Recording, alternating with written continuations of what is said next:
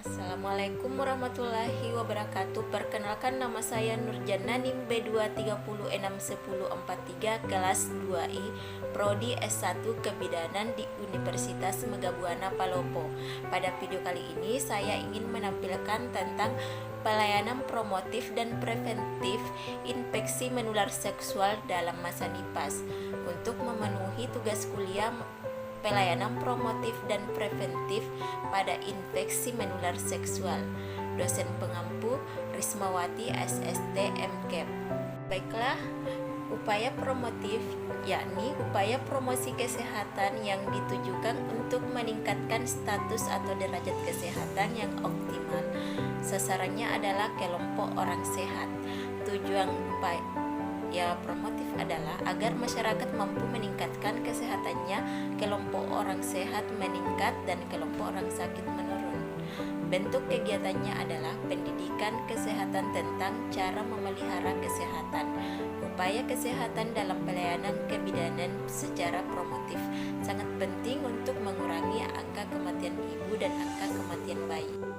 Pendekatan pemeliharaan pada ibu NIPAS merupakan upaya kesehatan yang paripurna dan berkesinambungan melalui upaya peningkatan kesehatan atau promotif dengan pencegahan atau preventif dimulai sejak awal kehamilan sampai dekat persalinan, diteruskan oleh upaya penyembuhan. Sedangkan upaya preventif itu sendiri adalah suatu upaya untuk mengendalikan resiko kesehatan, mencegah komplikasi penyakit dan meningkatkan mutu hidup seoptimal mungkin. Sasarannya adalah kelompok orang resiko tinggi. Tujuannya untuk mencegah kelompok resiko tinggi agar tidak jatuh sakit. Infeksi menular seksual merupakan infeksi yang ditularkan melalui hubungan seksual, baik secara vaginal, anal, dan oral. Infeksi menular seksual disebabkan oleh lebih dari 30 bakteri, virus, parasit, jamur yang berbeda, di mana dapat disebabkan melalui kontak seksual, dan kebanyakan infeksi ini bersifat asimptomatik atau tidak menunjukkan gejalanya sama sekali. Adapun penyebab infeksi menular seksual yaitu infeksi bakteri, infeksi virus, jamur, dan parasit. Gejala infeksi menular seksual yaitu keluar cairan abnormal pada kelamin, adanya luka atau kutil pada kelamin, nyeri saat berkemih, sering berkemih, kemerahan dan gatal pada kelamin, perubahan aroma pada kelamin, keenam nyeri perut dan demam. Dapat dilihat kondisi infeksi menular seksual pada ibu menyusui. Jika ibu HIV, maka jangan menyusui karena dapat menularkan virus ke bayi.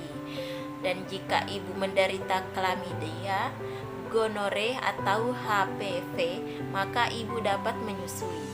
Dan jika ibu mengalami trichomoniasis, maka dianjurkan untuk pengobatan terlebih dahulu. Dan jika ibu menderita sifilis atau herpes, ibu dapat menyusui selama bayi dan peralatan pompa tidak menyentuh bagian sakit atau luka. Adapun integrasi layanan infeksi menular seksual, yang pertama melakukan setiap ibu NIPAS ditemukan gejala IMS, dilakukan pengobatan infeksi menular seksual. Yang pertama, deteksi dini pada ibu NIPAS dengan keluhan infeksi menular seksual. Sebagian besar IMS pada wanita tanpa gejala. Kedua, setiap ibu NIPAS dengan keluhan infeksi menular seksual dilakukan pemeriksaan IMS. Kedua, petugas kesehatan melakukan penapisan atau screening untuk mengetahui jenis dan gejala yang dikeluhkan ibu, bertujuan agar jenis infeksi menular seksual lebih cepat diketahui.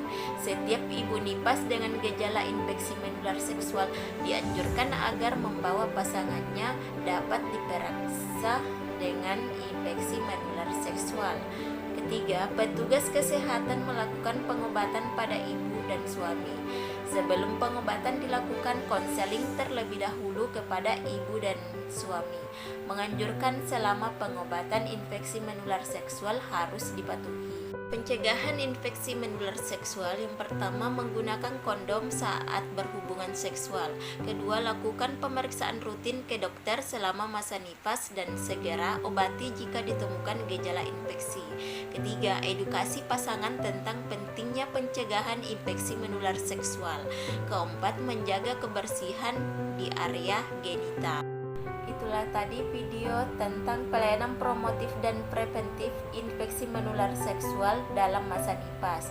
Semoga bermanfaat. Sekian dan terima kasih. Assalamualaikum warahmatullahi wabarakatuh.